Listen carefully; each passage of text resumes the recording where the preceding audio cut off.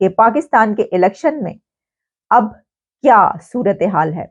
Mobile services बंद थी, उसके साथ मोबाइल इंटरनेट बंद था और कई जगह पर इंटरनेट को स्लो भी किया गया था। इसके बावजूद किसी ना किसी तरीके से जी लोग निकले और उन्होंने वोटिंग की है।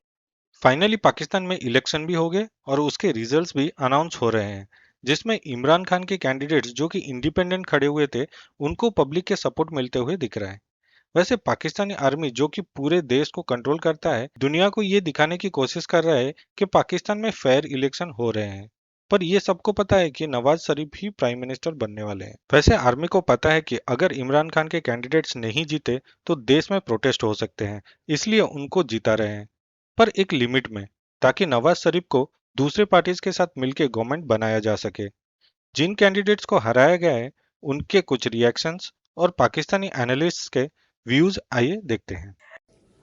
लाहौर के हल्का NA 128 के नीचे 5 सूबाई असेंबली की नशस्तें आती हैं। उन पांचों से PTI के हिमायत याफ्ता उम्मीदवारों को कामयाब करार दे दिया गया है, लेकिन मेरा रिजल्ट NA 128 का रोका हुआ है।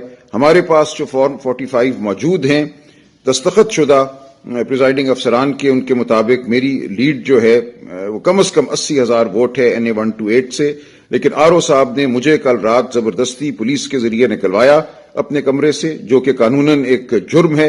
मेरा हक है वहां बैठना जब कंपाइलेशन हो रही हो, और अब मेरे रिजल्ट को तब्दील किया जा रहा है। ये इतला मुझे आ रही है RO के। ये सारे ये अभी तक खड़े हैं, मुझे निकाल के मेरे वकील को यानी कि पोलिंग एजेंट को भी निकाल दिया है। ये मैं RO के दफ्तर, इस वक्त सुबह की अजान हो रही है, मैं ये बैठी हुई हूँ और ये अंदर सारा अमला मौजूद है, सारा अमला यहाँ पे मौजूद है। यहाँ पे इन्होंने लाइट्स मेरे साफ कर दी हैं, यहाँ पे पूरा RO का अमला मौजूद है, डब्बे भी मौजूद है और वो रिजल्ट भी मौजूद है जो कि इस वक्त मेरे पास मौजूद है, लेकिन ये इसको अपलोड नहीं करे। और ये उस वक्त से RO के दफ्तर के दरवाजे के ऊपर बैठी हुई हूँ। इन्होंने मुझे ऑफिस से निकाल दिया, इन्होंने मेरे लॉयर्स को पुलिस ने जो है वो खींच के बाहर निकाल दिया। मैं सैयद मोहम्मद अली बुखारी जी NA 48 इस्लामाबाद से PTI का कैंडिडेट हूँ और अल्हम्दुलिल्लाह हमने ये इलेक्शन लड़ा और इलेक्शन 8 फरवरी को जो कल हुआ इसके अंदर हमने ये इलेक्शन बहुत बड़े मार्जिन से जीता। मेरे पास ये फॉर्म 45 पड़े हैं, सारे 261 पोलिंग स्टेशन है टोटल NA 48 के, जिनमें से 250 से ज्यादा मैंने जीते। ये मेरे पास फॉर्म 45 पड़े हैं सारे, और हमारी कोई 45 से 50 हजार वोटों की लीड थी। दोबारा रिपीट कर रहा हूं, 45 से 50 हजार वोटों की लीड थी। और अभी मुझे नोटिफिकेशन पता चला है कि जनाब मेरे इसका हारने का नोटिफिकेशन हुआ है, जबकि मैं सुबह 6 बजे तक RO ऑफिस खड़ा रहा हूं, जहां पर रेंजर्स भी मौजूद थी और RO साहब ने हमें मिलना गवारा नहीं किया। शाम 5 बजे से मेरे वकला वहां खड़े थे जो मेरी अपने लॉ फर्म के थे इस्लामाबाद। आज पाकिस्तान की डेमोक्रेटिक हिस्ट्री का एक क्रिटिकल दिन था। लोगों ने इंतखाब के लिए अपने आज़ादी का इंतखाब करना था। आज इलेक्शन हुआ, अल्हम्दुलिल्लाह पुरअमन तरीके से हुआ, ज्यादा से ज्यादा तादाद में लोग निकल आए। मैं उन सब का शुक्रिया अदा करता हूँ।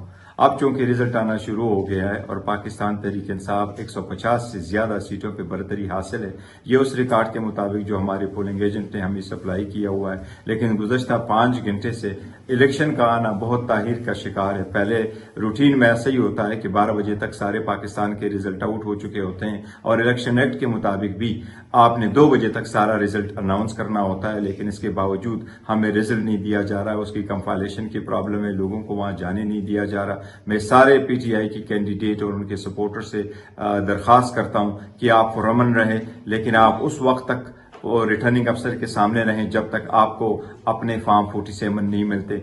ये आप देख रहे हैं पाकिस्तान पीपल्स पार्टी के लोग, ये दिखाएं ये देखें, आप देखें ये देखो स्टंप लगे हुए, ये देखें आप, ये देखें ये स्टंप लगा हुआ, ये पाकिस्तान पीपल्स पार्टी के लोग पहले से ही टप्पे लगा के यहाँ। Ladies and gentlemen of the international media, good evening. It gives me great pleasure to announce that Pakistan Tehreek-e-Insaf backed independent candidates have the ability to form the next federal government with a 2/3 majority. Pakistan Tehreek-e-Insaf candidates can also form government in the provinces.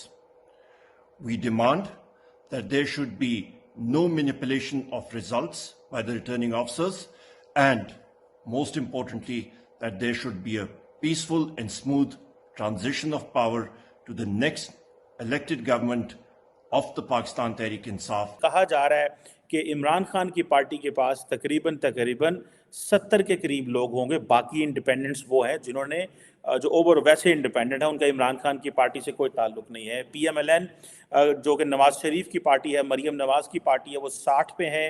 Peoples party जो है बिलावल भुट्टो की party, वो 45 पे है। सो लग ये रहा है कि इस वक्त नवाज शरीफ और पीपल्स पार्टी और बाकी पार्टियां मिलके हुकूमत बनाएंगी और इमरान खान की पार्टी बाहर रहेगी। तो साला होना ही था। क्या ये आसान है पाकिस्तानियों को बेवकूफ़ बनाना? ये कितना आसान है कि आप पाकिस्तानियों को बेवकूफ़ बना सकते हैं जो करोड़ों की तादाद में।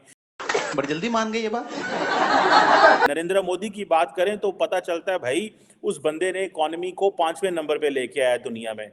हमें पता चला भाई नरेंद्र मोदी जो है वो उसने जो इंडियन जो स्टॉक एक्सचेंज है उसको दुनिया में 4थे नंबर पे लेके आया। तो मैं कहूँ भाई ठीक है जी, बड़ी बात है, डिलीवर किया है। इसलिए नहीं कि 10 साल हुकूमत की है, 15 साल CM बलूचिस्तान वो रहा है, गुजरात रहा है, 10 साल वजीर आज़म भारत रहा है, तो मैं समझता हूँ डिलीवर किया है उसने। लेकिन पाकिस्तान के अंदर आप पाकिस्तानी अवाम को बेवकूफ़ बना सकते हैं अगर आप नारे मार के आ जाएं। तो जिस तरह के इमरान खान जो है, अगर आप उनकी पार्टी को देखें और उनको देखें, उनका क्या नैरेटिव था, उनकी प्लानिंग क्या थी, वो किस बेस पे जीते हैं? वो बेस पे जीते हैं मजलूमियत पे कि इमरान खान जेल में है, इमरान खान जेल में है, इमरान खान के ऊपर केसेस हैं, इमरान खान को सजाएं हुई हैं, लिहाजा अब हमने वोट किसको देना है?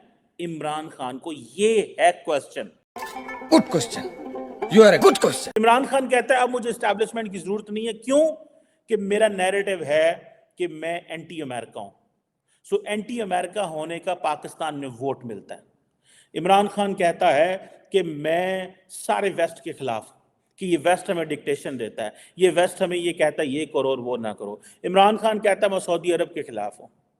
इमरान खान सऊदी अरब का जहाज़ इस्तेमाल करता है जब जाता है UN में स्पीच करने।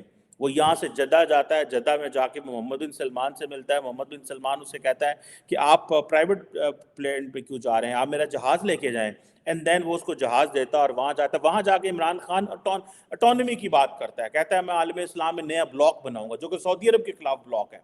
मैं समझता हूँ इमरान खान से 100 गुना नरेंद्र मोदी स्मार्ट है कि जिसने पहले भारत को इकोनॉमी तरक्की पे लगाया, तरक्की पे लगाने के बाद डेवलपमेंट की, वहां के लोगों का रोजगार बिल्ड किया, 250 मिलियन लोगों को उसने गुर्बत से निकाला और उसके बाद जाके उसने राम मंदिर बना लिया। गो के 1992 में जब बाबरी मस्जिद सारा कुछ हुआ तो राम की जन्मभूमि के ऊपर वो तहरीक चली, वो सारा कुछ हुआ, वो उसके माइंडसेट, वो लॉन्ग टर्म सोचने वाले लोग हैं, समझदार है नरेंद्र मोदी, कि जिसने आज से 1992 में उसकी पार्टी ने सोचा, 2000 में उससे पहले उन्होंने उसको CM बनाया, उसने अपनी टर्म्स पूरी की, अपनी 3 टर्म्स पूरी करके उस वजीर आजम बना, वजीर आजम बन के मुल्क को एक डायरेक्शन पे लगाया, फिर उसने मजहबी एजेंडा दिया। हम देख रहे हैं कि अभी इमरान खान जितने दिखाई दे रहे हैं, जो कि एक तरफ इशारा दिया जा रहा है नवाज शरीफ साहब को कि अगर आप मर्जी से नहीं चले और अगर आपने वही काम ना किया जो कि आपको कहा जाएगा, तो फिर इमरान खान को दोबारा भी पावर में लाया जा सकता है या इमरान खान की पार्टी को पावर में लाया जा सकता है।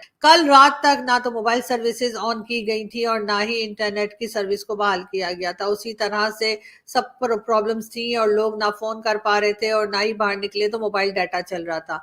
आज सुबह से जी इंटरनेट सर्विसेज को कुछ ठीक किया गया है और साथ ही साथ मोबाइल सर्विसेज को भी दोबारा से रिस्टोर कर दिया गया है। एस्टैब्लिशमेंट नवाज शरीफ साहब को लाई हो ये बताने के लिए कि हम जब चाहे तुम्हें ला सकते हैं, जब चाहे तुम्हें कंट्री से बाहर निकाल सकते हैं, जब चाहे तुम्हारे पर केसेस बना सकते हैं और जब चाहे तुम्हारे ऊपर केसेस खत्म कर सकते हैं और उसके बावजूद इलेक्शन तुम फिर भी नहीं जीत सकते अपने बलबूते पर।